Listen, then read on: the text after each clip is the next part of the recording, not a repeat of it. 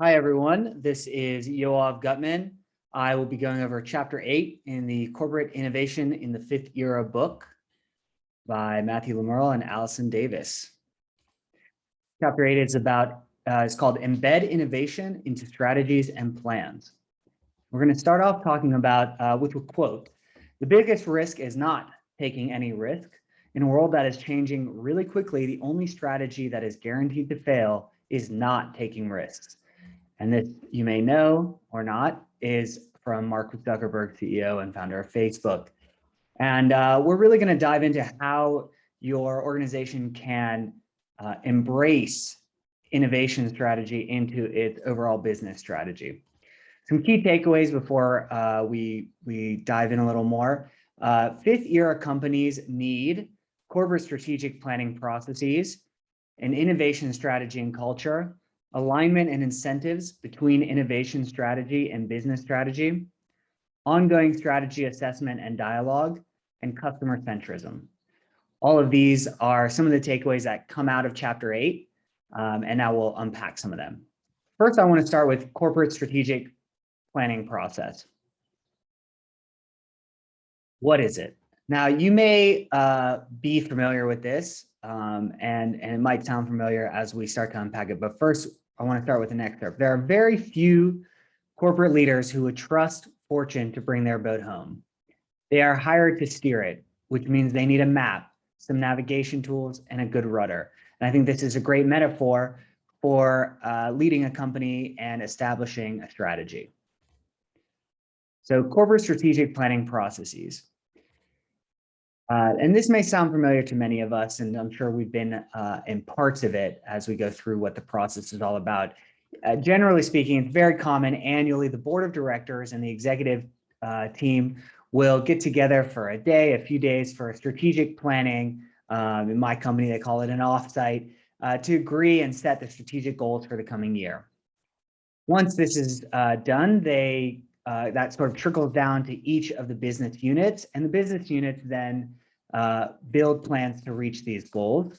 Those goals obviously ladder up to these strategic goals. And it kind of goes back to this chief strategy officer and the chief financial officer who approve this. And then the reason it goes there is because of budget allocation and headcount planning. And of course, then the strategy is implemented, and that's kind of the day-to-day work for the year. And then you start it all over again next year, or some companies every few years, but certainly setting that strategy. Now, that is a corporate strategic planning process. However, it lacks an innovation strategy, and it lacks the room to embrace an innovation strategy. Instead, more innovative companies have something specifically called the innovation strategy. Now, what the innovation strategy does and the implementation or creation of an innovation strategy forces businesses to ensure that its business goals allow for innovation. The innovation strategy is integrated into all stages of the planning process. The innovation strategy, it's not just another document, it's actually a lens with which to approach the overall business strategy. Now, how do you go about building an innovation strategy? First, you have to ask these questions. And these are different than the questions that you would ask normally when building your business strategy. The first question is, what innovation domains will we need to master given our corporate strategy? How do we prioritize across all of these innovation needs? Which of our internal resources are well positioned to help us deliver? Conversely, what areas of innovation are we lacking? And what external sources of innovation can help us where we are weak? And finally, what specific external innovation tactics can we use? Now, these questions are important because they challenge you to look at where your company is open to innovation and where you are lacking. Then you have to kind of map the future. Now, currently, most large companies especially, are very adept at defining plans for the businesses they already have in conditions they are already experiencing.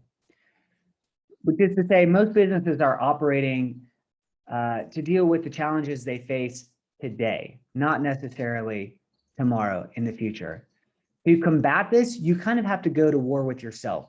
And some strategies for that are ecosystem mapping, industry level wargaming, and running a disruptor analysis.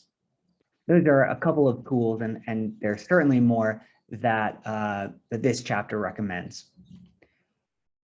Once you've set the stage for the innovation strategy and figured out kind of the overall direction, it's really about implementing the innovation strategy, because this can be the most challenging part.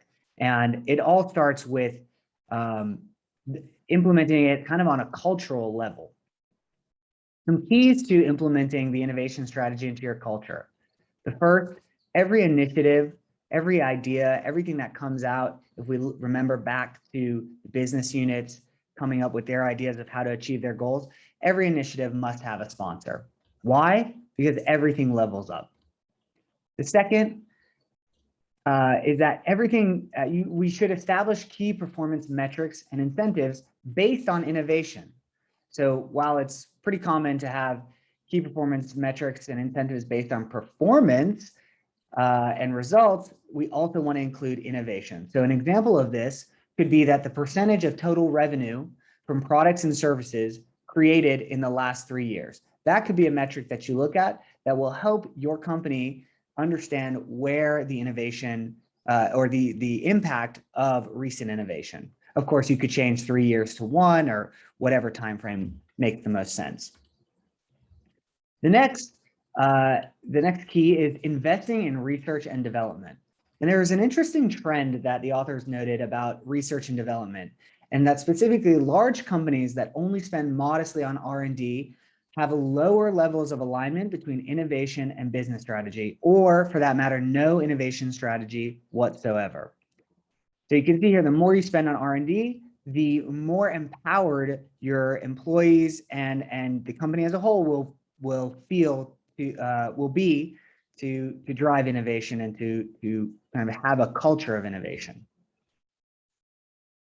The next key is actually by putting the customer first. And the reason you do that is because innovation strategy demands a certain level of risk taking. And there's an inherent tension between risk taking and working in an existing company, the entrepreneurship rather than the intrapreneurship rather than the entrepreneurship, kind of the tension and the dilemma between those two. Now, the reason that putting the customer first for the risk taking is because the cultural implications of that. It's because sometimes risk taking and innovation fail. We have to acknowledge that. But you can celebrate those times, because when it fails, your response can be, I appreciate that you tried to do something fantastic for our customers, and we know that you had their interests at heart. That is such a different response and mentality than your idea didn't work, and how that fosters an innovation culture.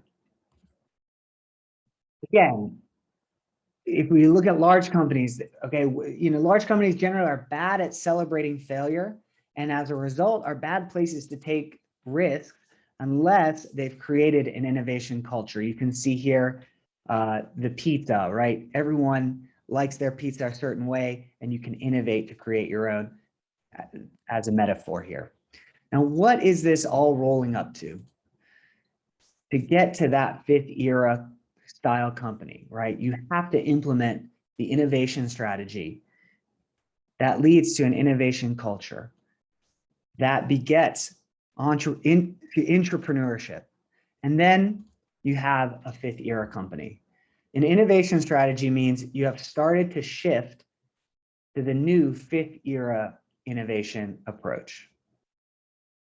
Thank you, and I hope you enjoyed this chapter and my summary of it.